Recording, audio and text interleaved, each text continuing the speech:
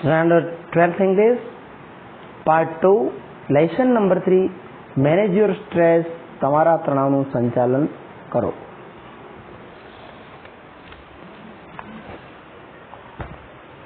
નમસ્કાર,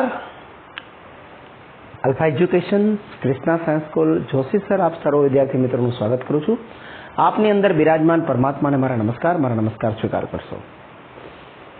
મિત્રો, આજે એક વાત ઇંગ્લિશ માટે કહેવાની છે કે 12th સાયન્સમાં છો તમે બધા, કોમર્સ કે આર્ટ્સમાં હોય તો તમારા માટે મહત્વની બાબત છે કે 12th સાયન્સ પછી એ ગ્રુપવાળા ડિગ્રી એન્જિનિયરિંગ કોલેજમાં જશે, બી ગ્રુપવાળા MBBS ડૉક્ટર માટે જશે, અને બાકીના પણ ઘણા બધી કોર્સિસ છે. એ કોર્સિસ માટેની આપણી પાસે એક વોકેશનલ ગાઈડન્સ, કેરિયર ગાઈડન્સની બુકલેટ છે, જેની અંદર all over the world, all over ઇન્ડિયાની અંદર કયા કયા કોર્સિસ છે. એવું નથી કે તમે 12th સાયન્સ પછી MBBS જ કરો કે આ જ કરો. તો એની ઇન્ફોર્મેશન્સની બુકલેટ છે, પદ્દર્શિકા આપણી નવી એડિશન આવી ગઈ છે, એની અંદર ટોટલ ઇન્ફોર્મેશન્સ છે. એ તમારે જોતી હોય તો તમે મને કોન્ટેક્ટ કરજો, જેથી કરીને હું તમને કહી શકું. બીજી વસ્તુ કે પછીના તમારા 12th સાયન્સ પછીના જેટલા પણ કોર્સિસ છે બધા સ્પોકન ઇંગ્લિશ અને જનરલ ઇંગ્લિશ, અંગ્રેજીની અંદર જ બધું હશે. એટલે 12th સાયન્સની તમારી એક્ઝામ પછી જો તમને ટાઈમ મળે અને તમને એવું લાગે કે ચલો મારે અંગ્રેજી લખતા બોલતા વાંચતા શીખવું છે, તો કોન્ટેક્ટ મી, તમારો કોન્ટેક્ટ કરો અને આ કોર્સ કરો, અને અંગ્રેજી સારામાં સારું તમે બોલી શકો છો. એ કોર્સ આપણે કરી શકીએ છીએ. હવે આપણે lesson number 12th English, lesson number 3, manage your stress, તમારા તણાવનું સંચાલન કરો, પાર્ટ 2 જોઈએ. ધ સ્ક્રીન એક્સરસાઇઝ, સ્ક્રીન વ્યાયામ.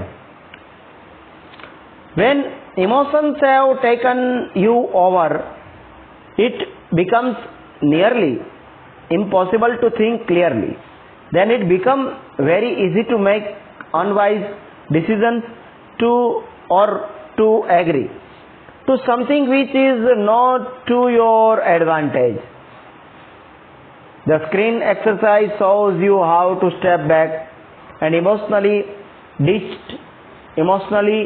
ditch yourself from your current situation so that you can see more clearly what is going on.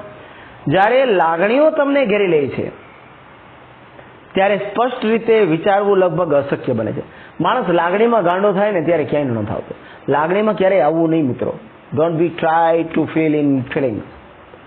પછી ખોટા નિર્ણયો લેવા અથવા કંઈક બાબતો સંમત થવું કે જે તમારા લાભ માટે નથી, તે ખૂબ જ સરળ બની જાય છે. સ્ક્રીન કસરત તમને કેવી રીતે પાછા પગલાં ભરવા અને કેવી રીતે ભાવનાત્મક રીતે તમારા વર્તમાન પરિસ્થિતિમાં પોતાને અલગ કરવા છે તે બતાવે છે, જેથી તમને વધુ સ્પષ્ટ રીતે શું થઈ શકે તે તમે જાણી શકો છો.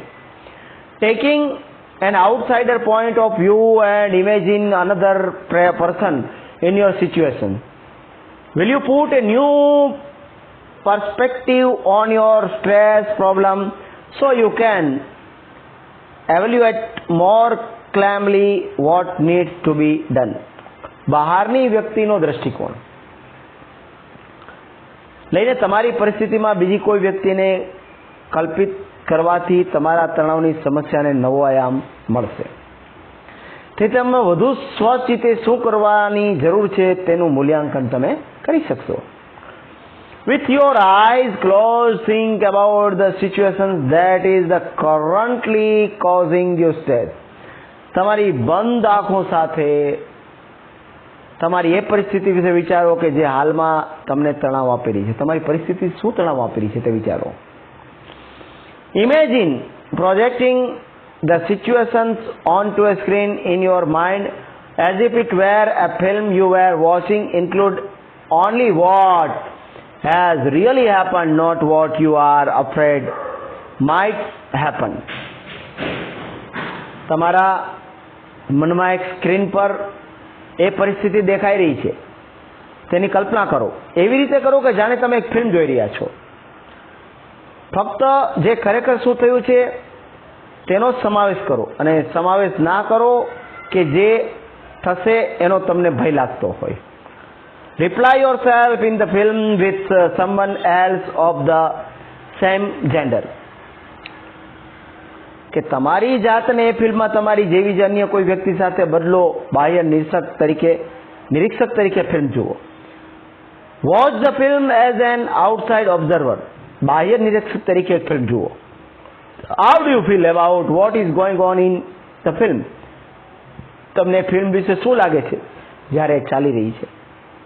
Vote advice would you give the person who is replacing your on the screen? Open your eyes and again adapt your own advice. તમને તે વ્યક્તિ જે તમે સ્ક્રીન પર તમારું સ્થાન આપ્યું છે તેને શું સલાહ આપશો? ફરી તમારી આંખો ખોલો અને તમારી પોતાની સલાહ પર કાબુ. તમે ખુદને સ્ક્રીન ઉપર જુઓ અને જે કંઈ પણ તકલીફ હોય એ તકલીફને જુઓ અને એ તકલીફમાં તમે શું પ્રશ્ન કરો, શું જવાબ આપો એ તમે જવાબ આપો. The questions of your life, you are the answer. The problems of your life, you are the solution. Anticiping success, સફળતાની ધારણા. When life becomes too hectic, we can end up feeling mentally tired. It knows nothing seems easy, and positivism set in at we cannot see a way out of current problems. We can open a source of optimism with the technique of anticipating success. જ્યારે જીવન વધારે દોડધામવાળું બને છે ત્યારે આપણી માનસિક ગૂંચવણોમાં બંધાઈ ગયા હોઈએ છીએ. એવી લાગણી અનુભવીએ છીએ કોઈ સરળ અને હકારાત્મક લાગતું નથી. નિરાશાવાદ મનમાં ઘર કરી જાય છે અને આપણે આપણી વર્તમાન સમસ્યાઓની બહાર માર્ગ જોઈ શકતા નથી. આપણે સફળતાની ધારણાની તકનીક સાથે આશાવાદનો સ્ત્રોત ખોલી શકીએ છીએ. Settle back in a chair and close your eyes. એક ખુરશીમાં સ્થિર બેસો અને તમારી આંખોને બંધ કરો. Experience with all your sense what it feels like to have achieved something and enjoy the resulting feelings of relief and elation. તમારી બંધ ઇન્દ્રિયો જ્યારે સમસ્યા ઉકેલી જાય ત્યારે શું મહેસૂસ કરે છે તેનો અનુભવ કરો. Do it experience. અને પરિણામે રાહત અને ગર્વની લાગણીઓનો આનંદ મેળવો. Hang on to the positive feelings and bring them back with you into the higher and now. હકારાત્મક લાગણીઓ, પોઝિટિવ થિંકિંગ પર ટકી રહ્યો અને હવે તમને અહીંયા વર્તમાનમાં તમારી સાથે પાછા લાવો. થિંક બી પોઝિટિવ, હકારાત્મક વિચારો. Open your eyes again. હવે તમારી આંખોને ફરી ખોલો. Make sure you don't get all tangled up in considerations about how the situation will resolve itself. It will look after itself as long as you keep your aim firmly in mind. If you stay focused on a possible outcome, you can think more clearly and you will make better decisions which will eventually lead to the desired result. એ વાતની તમારી જાતને ખાતરી કરાવો કે તમે પરિસ્થિતિ કેવી રીતે ઉકેલશો. એના વિચારોમાં ન ગૂંચવાશો. કેવી રીતે એની જાતે સંભાળ લેશે જ્યાં સુધી તમે તમારો હેતુ મનમાં નિશ્ચિત રાખશો. જો તમે હકારાત્મક પરિણામ પર ધ્યાન કેન્દ્રિત કરશો તો તમે વધુ સ્પષ્ટ રીતે વિચાર કરી શકશો અને વધુ સારી રીતે નિર્ણય પણ લઈ શકશો કે જે આખરે ઈચ્છિત પરિણામો તરફ દોરી જાય છે. જો પોઝિટિવ વિચારશો તો કોઈ પણ પ્રશ્નનો જવાબ તમારી પાસે છે, સમસ્યાનું સમાધાન પણ તમારી પાસે છે. If there could be a number of different positive outcomes, then simply concentrate on visualizations on vision today and another visions tomorrow.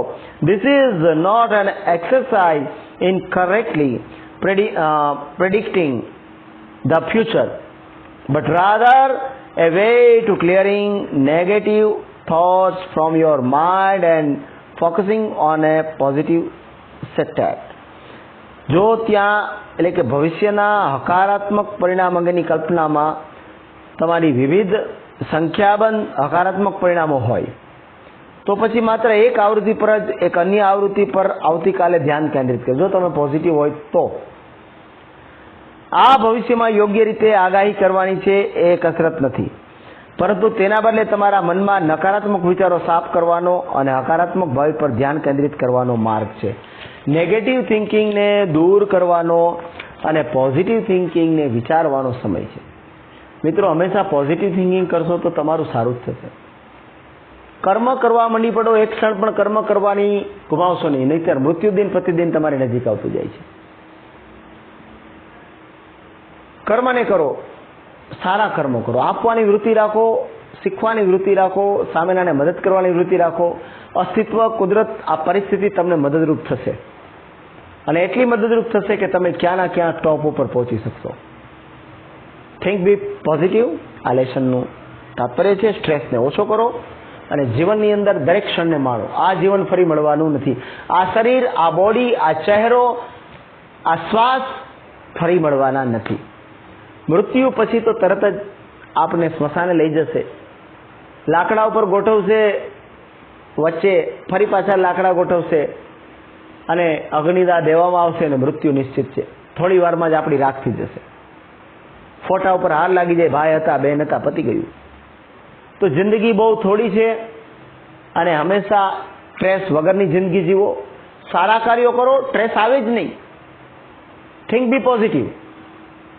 હકારાત્મક વિચારોથી તમે જિંદગીના બહુ ઉચ્ચ પરિસ્થિતિ પર પહોંચો. તમે ડોક્ટર બનો, એન્જિનિયર બનો, પાયલોટ બનો, પ્રિન્સિપાલ બનો, સાયન્ટિસ્ટ બનો, સ્ટાર બનો કે જે કાંઈ પણ બનો, એ બન્યા પછી ત્યાં એન્ડ નથી આવતો, ત્યાંથી શરૂઆત થાય છે. હું એમાં હું કોણ છું? તમે ખુદને ઓળખવાના પ્રયત્નો કરો, ધ્યાન કરો, મેડિટેશન કરો, ખુદને ઓળખો, આત્માને ઓળખો, આપણા 7 ચક્રોને ઓળખો. સ્ટ્રેસ ક્યારેય નહીં આવે અને જીવનના અમૃતને તમે માણી શકશો. All the best for your exam and lesson. Thank you. તમે લોકોએ મને આટલો શાંતિથી અને પ્રેમથી સાંભળ્યો તે બદલ આપની અંદર બિરાજમાન પરમાત્માને ફરી મારા નમસ્કાર સ્વીકાર કરશો. Thank you very much.